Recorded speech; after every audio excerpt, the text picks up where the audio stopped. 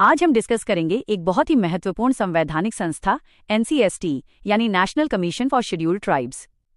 ये टॉपिक हाल ही में न्यूज में रहा क्योंकि मिनिस्ट्री ऑफ ट्राइबल अफेयर्स ने एनसीएसटी का 23वां फाउंडेशन डे ऑब्जर्व किया।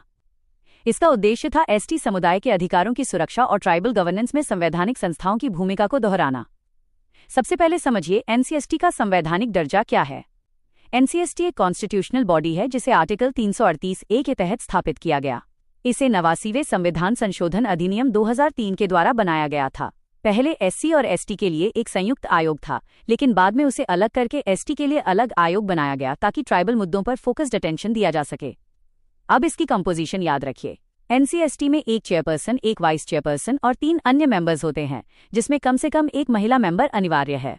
इन सभी की नियुक्ति भारत के राष्ट्रपति द्वारा की जाती है, राष्ट्रपति के हस्ताक्षर और मुहर के साथ वारंट के माध्यम से। एनसीएसटी के मेंबर्स का टेन्योर 3 वर्ष होता है और कोई भी सदस्य 2 टर्म से अधिक पद पर नहीं रह सकता।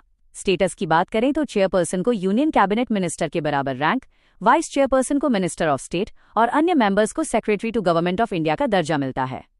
अब इसका रिपोर्टिंग मैकेनिज्म समझिए। एनसीएसटी अपनी एनुअल या पीरियोडिक रिपोर्ट राष्ट्रपति को देता है। इसके बाद रिपोर्ट संसद में रखी जाती है और साथ में एक्शन टेकन मेमोरेंडम भी प्रस्तुत किया जाता है। राज्यों से संबंधित रिपोर्ट गवर्नर को भेजी जाती है ताकि उसे स्टेट लेजिस्लेचर में प्रस्तुत किया जा सके। एनसीएसटी के पास सिविल कोर्ट जैसी पावर्स होती हैं। ये किसी व्यक्ति को समन कर सकता है, डॉक्यूमेंट्स मंगा सकता है, एफिडेविट ले सकता है और पब्लिक रिकॉर्ड्स की रिक्विजिशन कर सकता है। ये अपनी प्रोसीजर खुद भी रेगुलेट कर सकता है। अब इसका मुख्य रोल है एसटी के संवैधानिक और कानूनी सेफगार्ड्स की मॉनिटरिंग। ये अधिकारों के उल्लंघन की जांच करता है, शिकायतें सुनता है, ट्राइबल डेवलपमेंट प्लानिंग में भाग लेता है, योजनाओं की प्रोग्रेस का इवैल्यूएशन करता है और केंद्र व राज्य सरकारों को जरूरी रिकमेंडेशन देता है। 2005 में एनसीएसटी को कुछ अतिरिक्त फंक्शंस भी दिए गए, जैसे माइनर फॉरेस्ट प्रोड्यूस पर अधिकार सुनिश्चित करना, मिनरल और वाटर रिसोर्स पर ट्राइबल राइट्स की रक्षा, लैंड एलियनेशन रोकना, पेसा एक्ट 1996 के इम्प्लीमेंटेशन की निगरानी और विस्थापित ट्राइबल्स के लिए बेहतर रिलीफ और रिहैबिलिटेशन सुनिश्चित करना। ट्राइबल समुदाय की सबसे बड़ी समस्या है लैंड लॉस और डिस्प्लेसमेंट, जो माइनिंग, इंडस्ट्रीज और डैम प्रोजेक्ट्स के कारण होता है। इसमें अक्सर रिहैबिलिटेशन कमजोर रहता है और कॉन्ट्रैक्टर्स या मिडलमैन द्वारा शोषण भी होता है। यहाँ एनसीएसटी का रोल जुड़ता है एफआरए 2006 और पेसा 1996 से।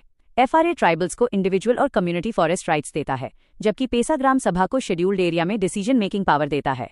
एनसीएसटी दोनों कानूनों के प्रभावी क्रियान्वयन की निगरानी करता है, लेकिन चुनौतियां भी हैं। एफआरए और पेसा का कमजोर इंप्लीमेंटेशन, सेंटर स्टेट कोऑर्डिनेशन की कमी, लैंड राइट्स में देरी और ट्राइबल्स में अवेयरनेस की कमी। कंक्लूजन, एनसीएसटी ट्राइबल वेलफेयर का एक मजबूत संवैधानिक गार्डियन है। अगर इसकी मॉनिटरिंग क्षमता बढ़ाई जाए, लैंड एलियनेशन पर सख्त कार्रवाई हो और ग्राम सभा को सशक्त बनाया जाए, तो ट्राइबल डेवलपमेंट वास्तव में राइट्स बेस्ड और इंक्लूसिव बन सकता है।